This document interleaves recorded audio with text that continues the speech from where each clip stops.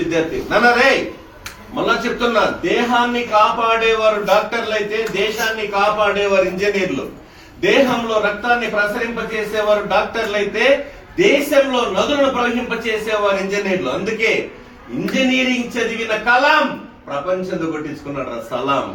ఒకప్పుడు paper boy, చదువు ద్వారా అయ్యాడు టాపర్ బాయ్.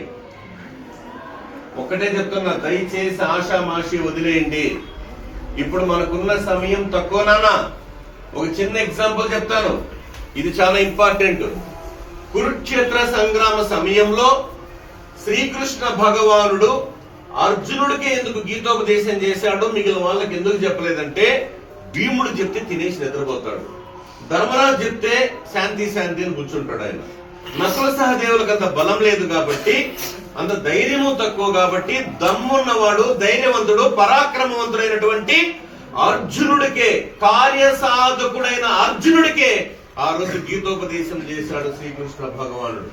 అలా ఈ రోజు 10వ తరగతిలో ప్రతి ఒక్క విద్యార్థి క్రమశిక్షణతో, అంకిత భావంతో, ఆత్మవిశ్వాసంతో, పట్టుదలతో, ఈ రోజు గురుభక్తితో, అమ్మ నాన్నల మీద ఉన్న ఆశీర్వాద బలంతో ఇష్టపడి కష్టపడి పరీక్షలు రాస్తే జీవితంలో అద్భుతమైన first step 10th class 100% success అవుతారని మనస్ఫూర్తిగా మీకు విద్యా బుద్ధులు నేర్పిన మీ గురువులకి నేను తలవంచి నమస్కరిస్తున్నాను.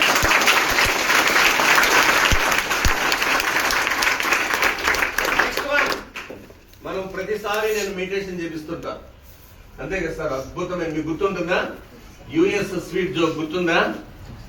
ఉందా లేదా? హృదయాన్ని కదిలిస్తుంది అది. దాంతో కులం లేదు, మతం లేదు, ప్రాంతం లేదు, యూనివర్సల్ అంతే. నేను చెప్తుంటా హిందీ యూనివర్సల్ ప్రేయర్.